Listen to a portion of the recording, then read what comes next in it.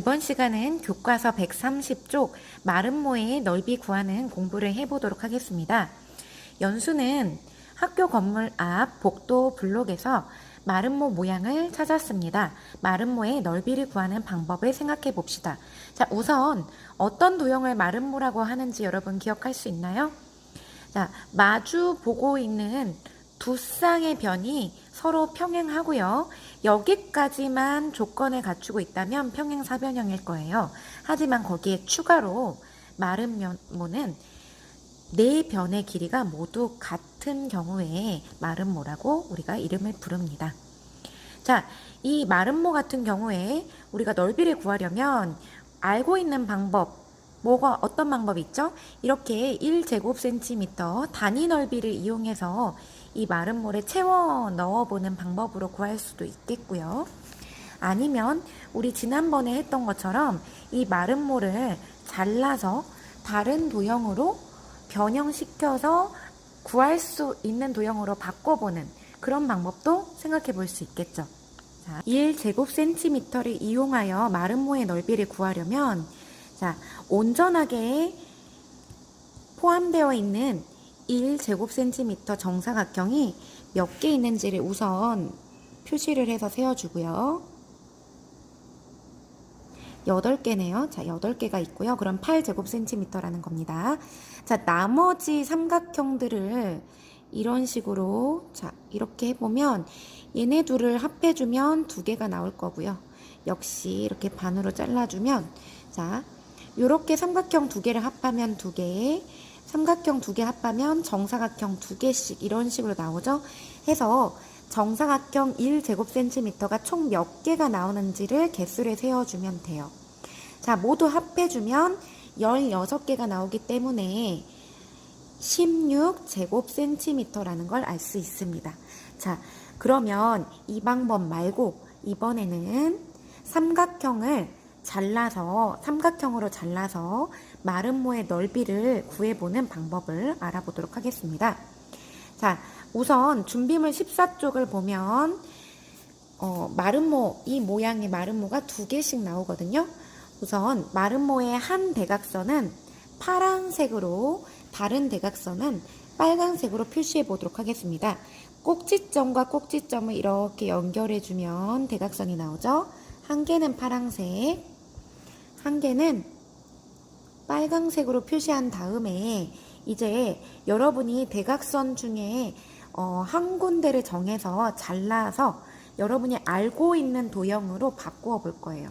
알고 있는 도형 어떤 것들이 있나요? 우리가 이제 넓이를 구할 수 있는 도형이 직사각형과 평행사변형,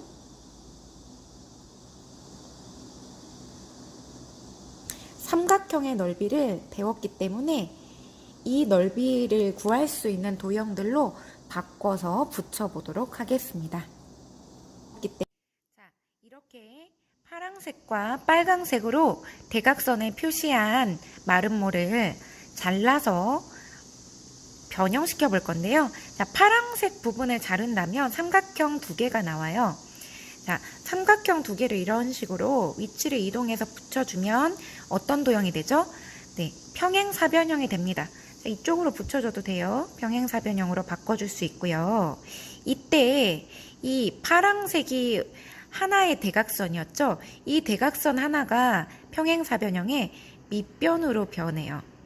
그리고 이 빨강색, 나머지 하나의 대각선이 빨강색이었는데 이거의 절반, 반으로 나누어진 절반이 평행사변형의 높이가 됩니다.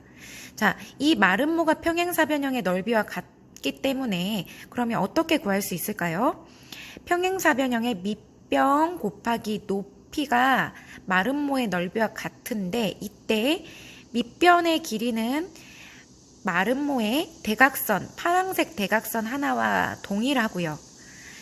높이는 마름모의 빨간색 대각선의 절반이에요.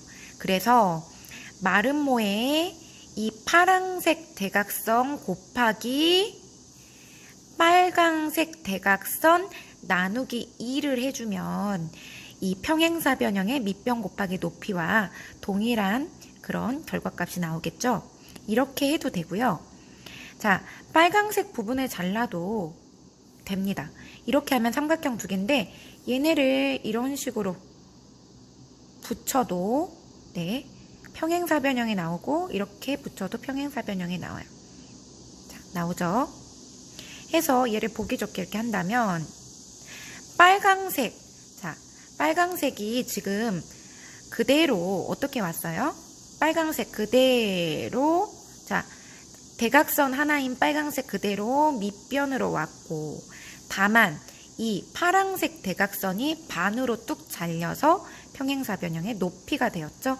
그래서 빨강색 곱하기 파랑색 나누기 2를 해준 값이 이 도형 평행사변형의 넓이가 됩니다. 마름모의 넓이라고도 할 수 있어요. 마름모의 넓이, 그러면 어떻게 구하면 될까요? 마름모를 잘라서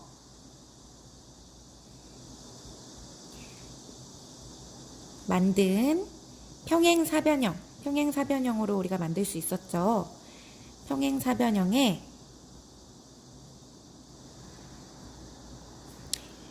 밑변과 높이를 곱해주면 우리가 마름모의 넓이를 구할 수 있었습니다.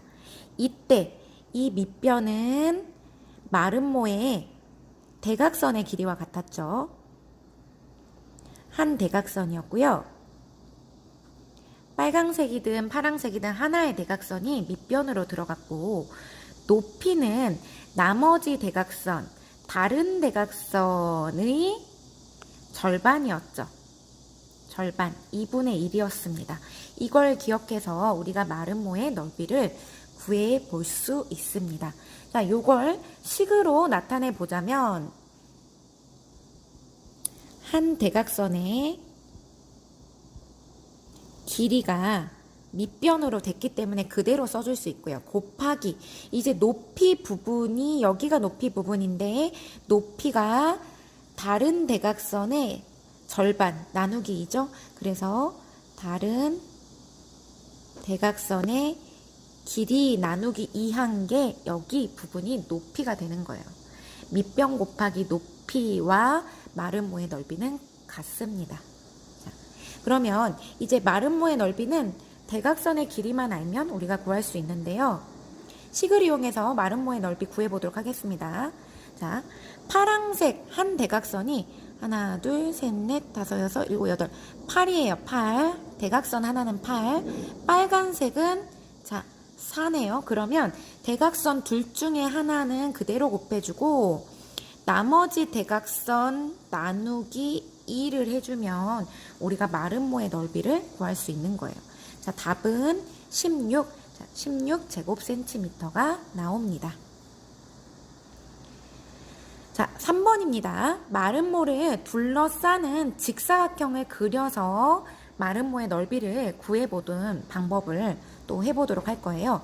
마름모를 둘러싸고 있는 직사각형. 자, 이렇게 꼭지점 튀어나와 있는 꼭지점을 폭 감싸는 이런 직사각형을 한번 만들어 볼게요. 자, 이렇게 만들고 나면 이 새롭게 그린 직사각형은 마름모 넓이의 몇 배일까요? 그걸 한번 생각해 보세요. 자, 파랑색 직사각형이 자, 마름모의 몇 배인지 얘를 이렇게 잘라보면 이렇게 자른다고 보면요. 자, 마름모 이 반쪽짜리 요 삼각형과 여기 이쪽에 있는 삼각형이 서로 어때요? 같죠? 그러면 요 조그만 4분의 1짜리 직사각형의 절반이라는 소리예요. 자, 이쪽도 보세요. 두 개 중에 반쪽이고요. 두 개 중에 반쪽이 마름모로 들어가 있고 두 개 중에 반쪽이 마름모로 들어가 있습니다. 무슨 소리냐면 이 마름모의 넓이는 직사각형의 절반이라는 소리예요. 자, 이해가 되나요?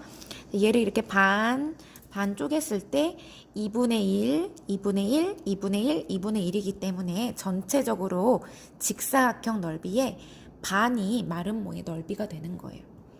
그러면 이 마름모의 넓이는 마름모를 둘러싼 직사각형의 넓이를 2로 나눠주면 되겠죠. 자, 그러면 마름모를 둘러싼 직사각형의 넓이는 가로의 길이가 여기인데요. 이 가로의 길이가 마름모의 자, 요렇게 길쭉한 이 대각선 길이와 어때요? 같죠? 그리고 세로의 길이도 볼게요. 세로의 길이는 이 세로 여기 있는 이 대각선 길이와 같습니다. 그 소리는 가로 곱하기 세로는 대각선 곱하기 대각선이라는 소리예요. 그거가 직사각형의 넓이고 직사각형의 넓이에서 2를 나눠주면 마름모의 넓이가 나온다는 소리예요. 그래서 마름모의 넓이는 자, 이 가로 길쭉한 대각선 한 대각선의 길이와 자, 여기 세로에 있는 다른 대각선의 길이를 곱해서 자, 이렇게 대각선 곱하기 대각선을 하면 직사각형의 넓이가 나오거든요. 그걸 나누기 2 해준 값이 마름모의 넓이라는 소리입니다. 아까 우리가 구했던 자, 위의 식과 아래의 식이 똑같죠. 방법이 달라도 마름모의 넓이를 구하는 식은 같게 나옵니다. 자, 이제 4번 문제. 우리 발견한 식을 통해서 이제 넓이 쉽게 한번 구해보겠습니다. 대각선 길이 2개만 알면 돼요. 대각선 2개를 서로 곱해주고 나누기 2 해주면 마름모의 넓이가 나오죠. 그러면 답은 얼마입니까? 24가 나오고요. 자, 역시 대각선 2개. 자, 순서는 상관이 없습니다. 곱해서 나누기 2를 해주면 14제곱미터가 나오네요. 이렇게 마름모의 넓이를 두 대각선의 길이 곱해서 나누기 2라는 식으로 구할 수 있습니다. 모두 수고하셨습니다.